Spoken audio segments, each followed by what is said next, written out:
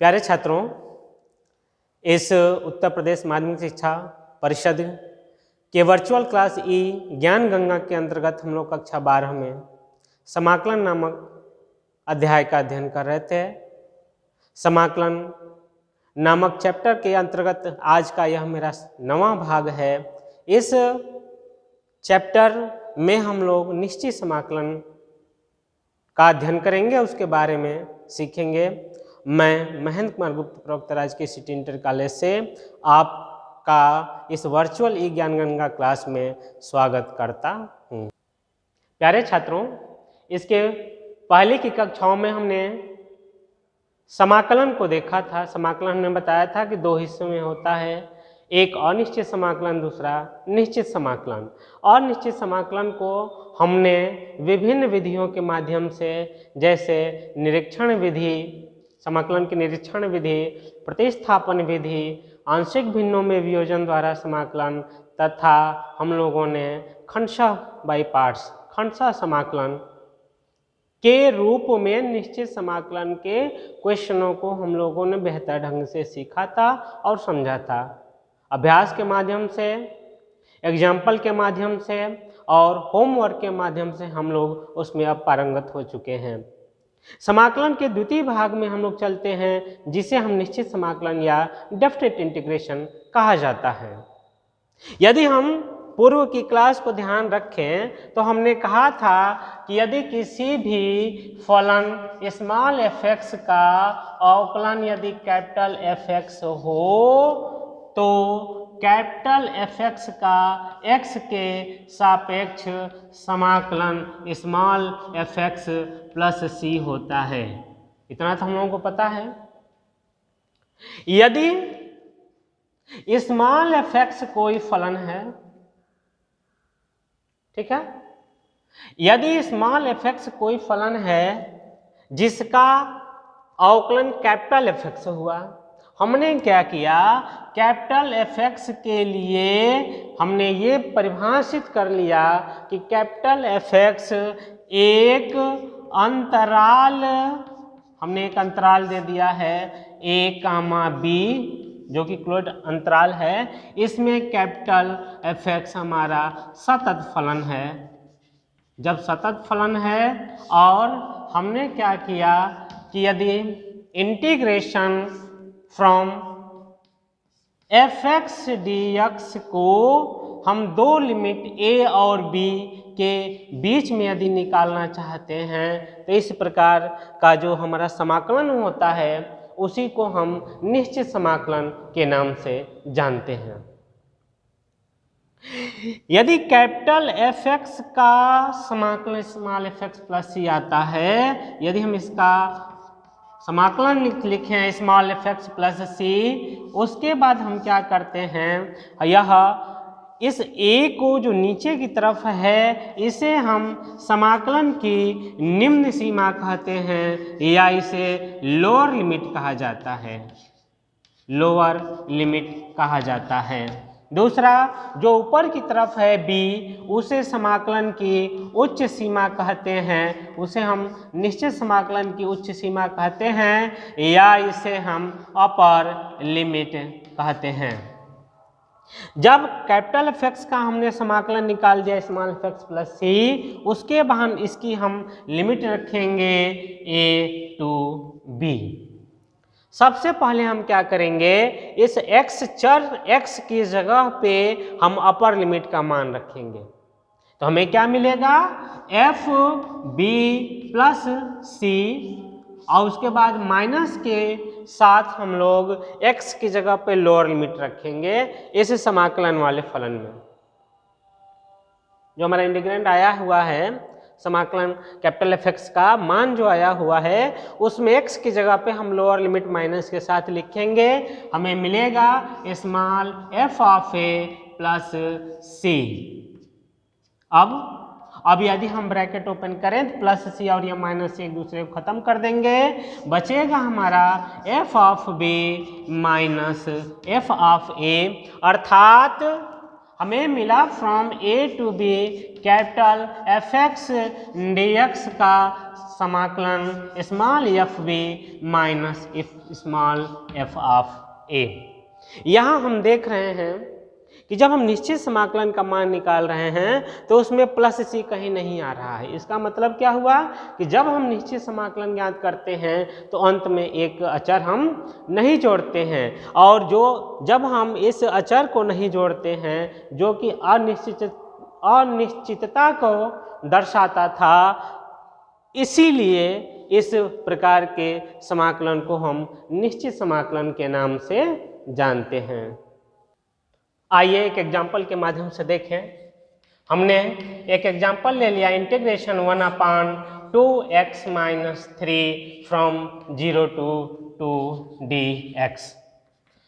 1/x type का है, 1/x का समाकलन होता है log x, और चूंकि यहाँ 2 इसका अवकलन होगा तो 2 से हमें भाग देना पड़ेगा। हमें मिलेगा 1/2 log 2x - 3 और प्लस एक कांस्टेंट c। हमने क्या किया, दिए हुए फलन का x के सापेक्ष हमने समाकलन निकाल दिया।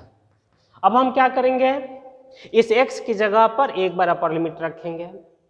जब x की जगह पर अपर लिमिट रखेंगे तो हमें मिलेगा 1/2 log 2 का यहाँ x का मान 2 रखेंगे तो 4 होगा, और 4 में से 3 गया तो यहाँ बचेगा 1 प्लस c, तथा माइनस में एक बार हम x की जगह पे 0 रखेंगे, हमें मिलेगा 1/2 log, यहाँ हम x की जगह पे 0 रखेंगे तो -3 हमें प्राप्त होगा प्लस c के साथ प्लस c, और ये प्लस c यहाँ बीच में चिन्ह माइनस है तो ये माइनस c हो जाएगा, ये दोनों एक दूसरे को खत्म कर देंगे।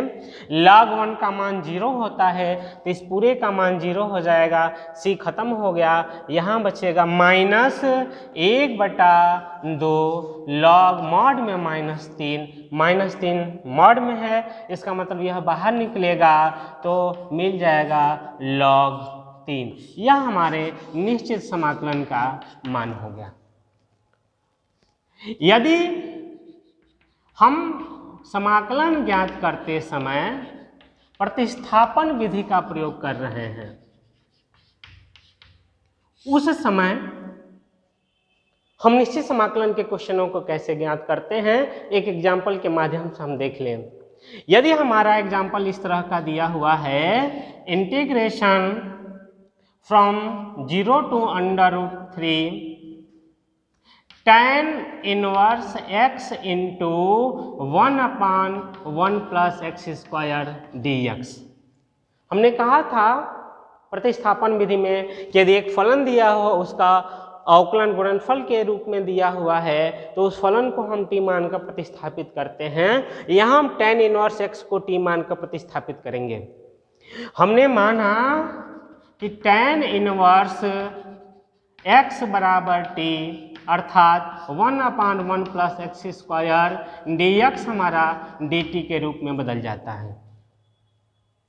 इस क्वेश्चन को हम 2 तरीके से हल करते हैं। पहला तरीका है कि हम प्रतिस्थापन कर दिए।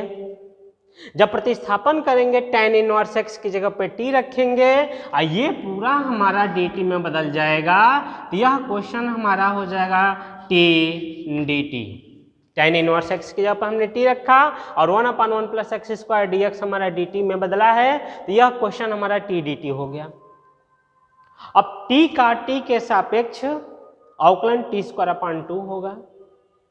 हम 2 तरीके से क्वेश्चन हल करते हैं। ये पहला तरीका है कि हम इसका समाकलन t के रूप पदों में कर दें, t² हुआ, फिर हम t को x के पदों में बदल दें और उसके बाद हम x पर लिमिट रखें, लोअर लिमिट 0, अपर लिमिट करने में 3। एक तो ये तरीका होता है। दूसरा तरीका होता है कि जब हमने चर को t में बदल दिया तो जो x की लिमिट थी दी हुई क्वेश्चन में, हम लिमिट को भी t के पदों में, चर t के पदों में लिख लें। ठीक है, अर्थात हमें दिया हुआ है कि जब x का मान 0 है तो t का मान क्या होगा। जब यहाँ x का मान 0 रखेंगे तो tan इनवर्स 0 होगा। tan कितने अंश का मान 0 होता है? 0 डिग्री का मान, अर्थात t का मान कितना हो जाएगा? 0 हो जाएगा। पुनः जब x का मान करणी में 3 है, √3 अपर लिमिट, तो उस समय t का मान क्या होगा? यहां रखे हम √3, tan इनवर्स करणी में 3, tan इनवर्स कितने अंश का मान √3 होता है? tan इनवर्स 60 अंश का मान √3 होता है, π/3 का मान होता है, अर्थात t का मान हो जाएगा π/3। यह t की लोअर लिमिट हो गई और t की यह अपर लिमिट हो गई। t की लोअर लिमिट 0 है और t की अपर लिमिट है π/3। हम इसको सॉल्व कर लेंगे। t का समाकलन हो जाएगा t² / 2। इस पर हम लोअर लिमिट 0 रखेंगे, अपर लिमिट π/3 रखेंगे। एक बार t की जगह पे अपर लिमिट रखे π/3, वर्ग करेंगे तो π² / 9 होगा और 2 से भाग दे देंगे तो π² 18 हो जाएगा। π² 18 और माइनस एक बार t की जगह पे 0 रखेंगे तो यह हमारा 0 मिल जाएगा, अर्थात हमारा आंसर हो जाएगा π² / 18। इस तरह से प्रतिस्थापन विधि में हम निश्चित समाकलन के क्वेश्चन को कैसे सॉल्व करते हैं ये हमने सीखा है। निश्चित समाकलन के क्वेश्चनों को हम उनके प्रगुणों के आधार पर सॉल्व करना सीखते हैं। निश्चित समाकलन के क्वेश्चन इस रूप में होते हैं कि यदि उनके प्रॉपर्टीज का हम प्रयोग करें, निश्चित समाकलन की कुछ प्रॉपर्टियां होती हैं, उन प्रॉपर्टीज का यदि हम प्रयोग करते हैं तो यह समाकलन, निश्चित समाकलन के क्वेश्चनों को हम आसानी से सॉल्व कर सकते हैं।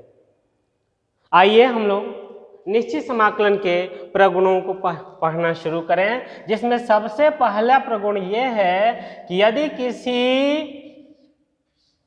समाकलन f(x) dx की लोअर लिमिट a हो, अपर लिमिट b हो, यदि इनके उच्च सीमा और निम्न सीमा को आपस में इंटरचेंज कर दिया जाए, अर्थात a को b की जगह पे, b को a की जगह पर लिख दें, तो समाकलन के मान में कोई अंतर नहीं पड़ता है, केवल उसका चिन्ह बदल जाता है। अर्थात इस प्रॉपर्टी का हम उपयोग तब करते हैं जब हमें अपर लिमिट को लोअर में बदलना होता है और लोअर लिमिट को हमें अपर लिमिट में बदलना होता है। दूसरी प्रॉपर्टी हमारी कहती है कि यदि from a to b f(x) dx हो तो इसे हम from a to b ft dt लिख सकते हैं। मतलब क्या हुआ कि यदि जिस फलन का समाकलन ज्ञात करना है वह x में दिया हो या t में दिया हो, यदि उनकी अपर लिमिट और लोअर लिमिट बराबर है तो उस निश्चित समाकलन का मान दोनों परिस्थितियों में समान होगा, दोनों परिस्थितियों में एक जैसा होगा। तीसरी प्रॉपर्टी कहती है कि यदि a to b हमारा f(x) दिया हुआ है, a से b अंतराल दिया हुआ है, a से b, यह हमारा a है, यह हमारा b है। यदि अंतराल a और b के बीच में कोई एक और बिंदु हमारा c मिलता है तो यह जो हमारा निश्चित समाकलन है वह दो समाकलनों के योगफल के रूप में टूट सकता है, जिसमें एक की लिमिट a to c होगी तथा दूसरे की लिमिट c to b होगी। यहाँ फलन हमारा f(x) dx है और दूसरा फलन हमारा f(x) dx है।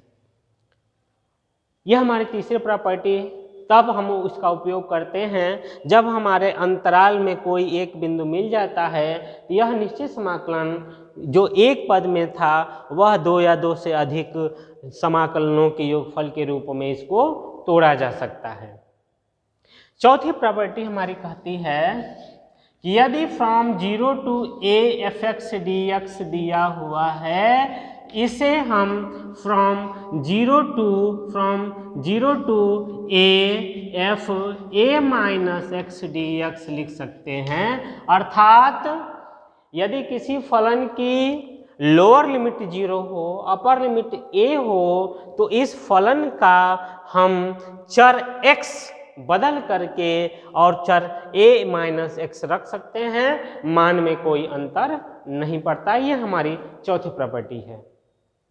पांचवी प्रॉपर्टी हमारी है बिल्कुल इसी के जैसी मिलती जुलती कि यदि a to b f x D x दिया हुआ है, इसका मान from a to b f a plus b minus x D x के बराबर होता है।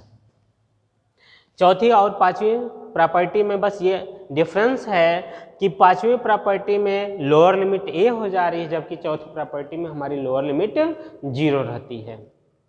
यदि इन प्रॉपर्टीज में देखें, इन प्रगुणों को देखें, तो हम किसी निश्चित समाकलन के क्वेश्चन को सबसे ज़्यादा यदि किसी प्रॉपर्टी का हम यूज करते हैं तो वह है हमारी चौथी प्रॉपर्टी, जिसके द्वारा हम चर x को चर a माइनस एक्स के रूप में परिवर्तित करके क्वेश्चन को सॉल्व करते हैं। हमारी अगली प्रॉपर्टी है छठवीं प्रॉपर्टी। यह प्रॉपर्टी कहती है कि यदि माइनस a से प्लस a के बीच में हमारा इंटरवल दिया हुआ है, साइन ऑफ निश्चित समाकलन की जो लिमिट है माइनस a से यदि प्लस a के बीच में है, तो इसका मान दो समाकलनों के रूप में टूटता है, जिसमें पहला है जो 2 गुणे from 0 to a f x D x, इसको लिख सकते हैं, जबकि हमारा जो फलन एफ एक्स है वह एक सम फलन हो। और यदि एफ एक्स हमारा सम फलन न हो करके एक विषम फलन होता है, तब इस फलन का निश्चित समाकलन माइनस a प्लस a के बीच में इसका मान 0 के बराबर होता है। यह हमारी छठी प्रॉपर्टी है। और अंत में हम सातवीं प्रॉपर्टी को बता दें। एक और हमारे पास प्रॉपर्टी है सातवीं प्रॉपर्टी हमारी कहती है कि यदि from 0 to a f x D x दिया हुआ है, तो इसका मान 2 from 0 to a f x D x होगा। कब? जब f2a माइनस एक्स का मान f ऑफ x के बराबर हो, और 0 जब f2a माइनस एक्स का मान माइनस fx के बराबर आता है।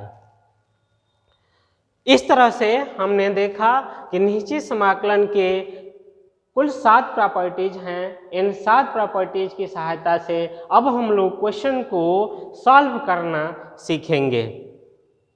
एक क्वेश्चन हम ले लेते हैं। From 0 to π/2 log 10x dx का हमें मान निकालना है। हमने कहा था, जब हम प्रॉपर्टी बता रहे थे उस समय हमने कहा था कि हम चौथी प्रॉपर्टी का सबसे ज़्यादा उपयोग करते हैं। हमारा क्वेश्चन मिला, हमने मान लिया कि इस निश्चित समाकलन का मान i के बराबर आता है। इस पर हम प्रॉपर्टी नंबर 4 लगा रहे हैं। प्रगुण 4 से हम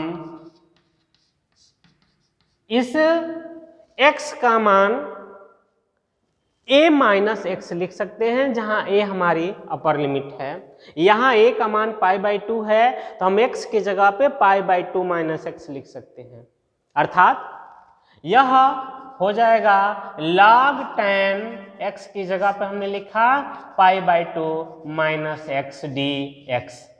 इसको हमने समीकरण नंबर 1 माना। फिर इसको हम लिख सकते हैं 0 टू π/2 log 10 π/2 माइनस एक्स होता है cos 10 90 माइनस थीटा बराबर cot थीटा, अर्थात ये हो जाएगा cot x dx के बराबर। इसको हमने समीकरण नंबर 2 माना। यह भी i के ही बराबर होगा। हमने समीकरण 1 और समीकरण 2 को जोड़ दिया। जब हम समीकरण 1 में समीकरण 2 को जोड़ेंगे तो i और i हो जाएगा 2i के बराबर।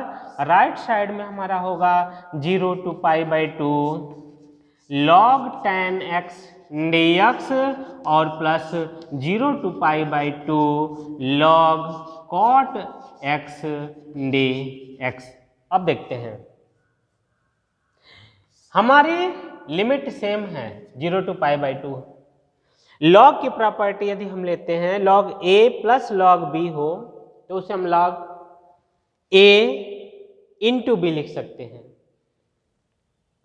ठीक है। अर्थात इसको हम लिख सकते हैं log tan x into cot x dx। tan x into cot x का मान 1 होता है और log 1 का मान 0 होता है। इसका मतलब इस पूरे निश्चित समाकलन का मान 0 के बराबर हमारा आ जाता है। एक और एग्जांपल हम ले लेते हैं। From 0 to π/2 log sin x dx का मान निकालना है। हमने मान लिया इस निश्चित समाकलन का मान i के बराबर आ रहा है, इसको हमने समीकरण नंबर 1 माना। हम प्रॉपर्टी नंबर 4 का प्रयोग करेंगे। 0 to π/2 log sin x की जगह पे हम अपर लिमिट माइनस x लिखेंगे, अर्थात π/2 माइनस x लिखेंगे। यदि हम इसको सॉल्व करें sin 90 minus theta, sin 90 minus theta बराबर होता है cos x dx। हमने इसको समीकरण नंबर 2 माना, इसका मान भी i के बराबर होता है। हमने समीकरण 1 और 2 को आपस में जोड़ दिया, i और i हो जाएगा 2i और यह बराबर होगा from 0 to π/2 log sin x dx plus integration from 0 to π/2 log cos x dx, अर्थात 2i का मान होगा फ्रॉम 0 to π/2। लॉग के प्रॉपर्टी यूज करें, log a plus log b बराबर होता log a इंटू बी, अर्थात इसको हम लिख सकते हैं log sin x into cos x dx। हमने क्या किया, इसमें 2 का भाग दे दिया और 2 से हमने गुणा कर दिया। इससे क्या हुआ कि यह हमारा sin 2x में बदल जाएगा। जब यह sin 2x में बदल जाएगा तो यह इस रूप में होगा from 0 to π/2 log sin 2x बटा में 2 dx। इसके बाद हम इसको 2 हिस्सों में लिख सकते हैं। पहला होगा 0 to π/2 log sin 2x dx, minus के साथ होगा फ्रॉम 0 to π/2 log 2 dx। हमने log a अपान b को लिखा log a minus log b और दोनों को अलग अलग इंटीग्रेशन के रूप में हमने लिख लिया है। सबसे पहले हमें इसे सॉल्व करें। इसको सॉल्व करने के लिए हम 2x को t मानकर प्रतिस्थापित करेंगे तो 2dx हमारा dt में बदलेगा या dx हमारा 1/2 dt में बदला। तब हमें क्या मिलेगा 2y। अच्छा, लिमिट को भी हम t के रूप में कन्वर्ट कर लें कि जब हमारा x का मान 0 है तो उस समय t का मान क्या होगा, और जब x का मान हमारा π/2 है उस समय t का मान क्या होगा। जब x का मान 0 रखेंगे यहाँ पे तो t का मान भी मिल जाएगा 0 के बराबर, और जब x का मान हम π/2 रखें यहाँ पे तो π/2 से 2 कटेगा, हमें t का मान मिल जाएगा पाई। तो इसकी लिमिट हमारी बदल गई 0 से पाई log sin, और 2x को हमने t माना है तो यह हो जाएगा sin t इंटू dx की जगह पे हम लिखेंगे 1/2 dt माइनस। इसको हम सॉल्व करेंगे, log x अचर है बाहर निकलेगा, बचेगा 1 dx, dx का इंटीग्रेशन होता है x, अर्थात हमें मिलेगा log 2x फ्रॉम 0 to π/2। 1/2 हम बाहर निकाल रहे हैं from 0 to π log sin t dt minus x की जब अपर लिमिट रखेंगे π/2 होगा और लोअर लिमिट रखेंगे 0 होगा तो π/2 log 2 हमें प्राप्त हो जाएगा। यहां पर हम प्रॉपर्टी नंबर 6 यूज करेंगे। कहता है 0 to यदि 2a हो और फलन हमारा सम फलन है तो यह दोगुना हो जाता है, चूंकि log sin t यदि t की जगह पे हम π-t रखेंगे, सॉरी साइन, यहां पर इसको हम लिख सकते हैं 1/2 into 2 from 0 to π/2 log sin t dt minus π/2 log 2। 2 से 2 ये खत्म हो गया। इसका मान हमारा i के बराबर होगा। हमने शुरू में कहा था प्रॉपर्टी नंबर हमारी 2 थी कि यदि x हो या t में हो, यदि लिमिट हमारी सेम है तो इसका मान इसके मान के बराबर होगा, अर्थात इसके जगह पे हम i लिख सकते हैं। यह हमारा 2i है, यह हमारा i हुआ, इधर आएगा 2i माइनस i अर्थात i और इसका मान आ जाएगा माइनस π/2 log 2। यह हमारा दिए गए समाकलन का उत्तर हुआ। इस तरह से आज की क्लास में हम लोगों ने निश्चित समाकलन को समझा। निश्चित समाकलन के क्वेश्चनों को हम कैसे सॉल्व करते हैं उनकी लिमिट का प्रयोग करके, तथा उसके प्रतिस्थापन विधि द्वारा हम निश्चित समाकलन के क्वेश्चनों को कैसे चर के साथ लिमिट को बदलना सीखते हैं। फिर हमने देखा निश्चित समाकलन के प्रगुणों को और उन प्रगुणों के आधार पे समाकलन का मान निकालना कितना आसान हो जाता है, ये भी हमने सीखा। तो आज की कक्षा पर आधारित कुछ अभ्यास कार्य मैं आप लोगों को दे रहा हूँ, इसको आप लोग सॉल्व कर लीजिएगा। पहला क्वेश्चन है from 0 to 1 cot inverse 1 minus x plus x square dx। ये क्वेश्चन एक हमने दिया है। दूसरा क्वेश्चन हम दे रहे हैं, यह हमारा from 2 to 3 under root x upon under root 5 minus x plus under root x dx। ये मेरा दूसरा क्वेश्चन है। तीसरा क्वेश्चन ये है, हमें सिद्ध करना है, दिखाना है, सिद्ध कीजिए from 0 to pi x sine x upon 1 plus cos square x का मान, कॉस स्क्वायर एक्स dx का मान हमारा π² 4 के बराबर होता है। और हमारी चौथा क्वेश्चन मैं दे रहा हूँ, इनका मान ज्ञात कर लीजिएगा।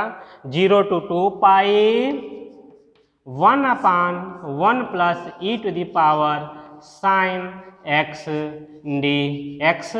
आज की क्लास अटेंड करने के लिए आपको बहुत बहुत धन्यवाद।